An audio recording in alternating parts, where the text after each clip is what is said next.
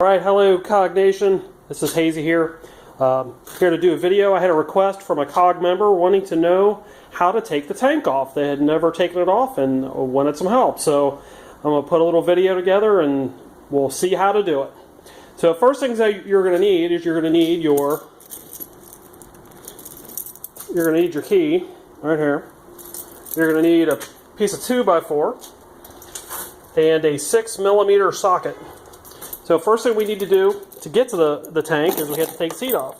So that goes into the keyhole underneath here. You turn it all the way in and turn it, and then it'll pop off. And you take that off. And then now, you see there, on my bike I only have one bolt. Whoops. I only have one bolt because the other one broke off. So, also if you notice, we got a hose here. This hose is a vent hose. There's actually two hoses. So all you need, we're just going to pull that straight out, and I'll show you later how to put that back in. There's also another hose here, right here. That's another vent hose as well. So pull those out and just let them hang. And we're going to undo this bolt.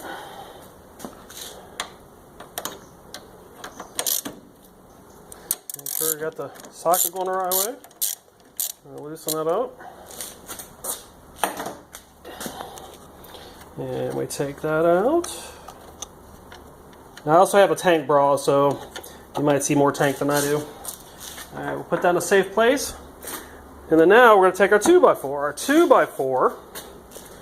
Now we'll see if I can do this with one hand. Our 2x4. So we're going to take our tank and just kind of pull it up a little bit.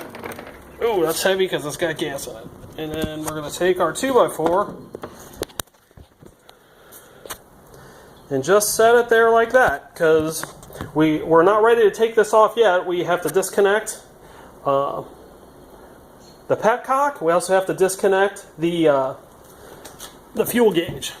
So if we look underneath here, my petcock's a little different in that I added a little ring, and I also have a fuel filter. But if you feel underneath there, it's kind of hard to see, but it's right there by the petcock. There are two hoses. Now you just pull those straight away. That you might drop a couple drops of gas, but nothing major.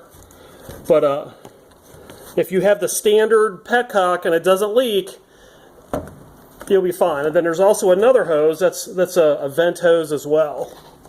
So you got those disconnected. We got one more thing we need to disconnect. Come over here to the side. And we have, this is our fuel gauge. This is the electrical. I got a little resistor on mine, if you see that. That is for the fuel gauge fix. That's supposed to help calibrate it. It doesn't help all that much, but it does make it go a little bit slower. So I'm going to set this down here. Hopefully you can see something. Yeah, we'll just...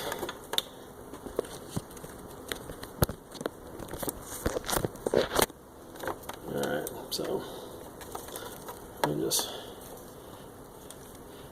just need to wiggle it apart. Just give it a little wiggle. Wiggle, wiggle, and apart it goes. And that's all the connections that you have that hold the tank in place.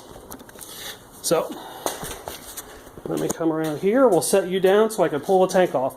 Now, keep in mind, I just recently filled up, so the tank's going to be heavy coming off. So, I'd recommend you do this with an empty tank if you can at all possible. So, let me set this down here. And then gonna set that down. And then what you're going to do is you're going to hold it here by this, where you took that screw off, and then you're going to grab it by the front here, where the handlebars are, and you're going to lift the back, and you're going to pull towards the back of the bike gently, and then it's going to be really heavy. Make sure you set it someplace nice and safe, so you don't scratch the paint on your tank. Ugh. Whew, that's heavy. Alright, so now the tank is off. Now, there are some gotchas here with the tank. First and foremost are these silly little rubber grommets. You'll see right here. These, on a stock configuration, they are just sitting on the post. Now, these are for your tank. Your tank is going to slide. There's a little, it's like a C shape under your tank on both sides, and that C shape slides over this rubber grommet. But the trick is, if you don't fasten it, if you look what I did, kind of hard to see. Let me see if I can hit it with a little light here. But if you look, there you go. If you look what I did, I zip tied mine on so it doesn't fall off. I highly recommend you do the same thing, because what happens is they fall off and then they go down to Never Never Land, and then you're pulling plastic off. And so I did this one as well. The other gotcha, the other piece of rubber, is you have this piece of rubber here. Tank sits on that. And then you have this piece of rubber here. Tank sits on that as well. But this one helps you because it's molded to where it needs to go. So you look at this little T assembly here on the frame. That goes right there. And then this just goes in this area here. So that's pretty much it, how you take the tank off. One thing I did want to show you is those hoses. When you put the tank back on, let me see if I can show you guys where that's going to go. Let me take the side panel off. Now what's going to happen, please don't mind the professional install of my horn, but if you look, there's, let me get my flashlight. If you look,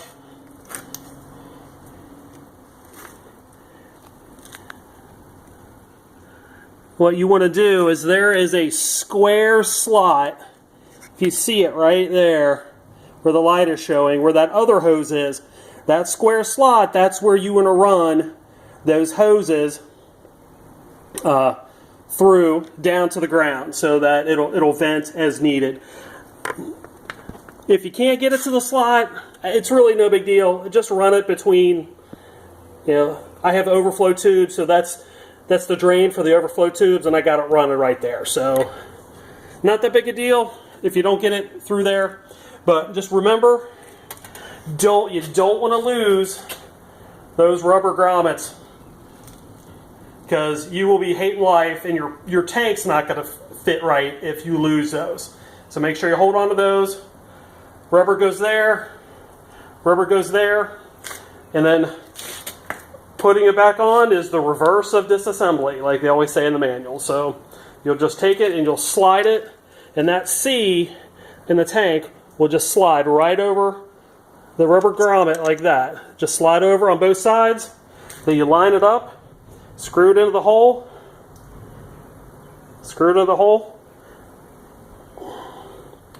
Well, you put it back on, you hook up all your stuff. You want to make sure you put your fuel gauge back on. Critical that you put your fuel back on, and this suction hose goes on your petcock, and you're good to go. So, again, I'm Hazy. If you have any questions, you can message me on the cog board, or you can send me email, hazy14@hotmail.com. Hopefully this helps y'all a little bit, and keep the rubber side down. See ya.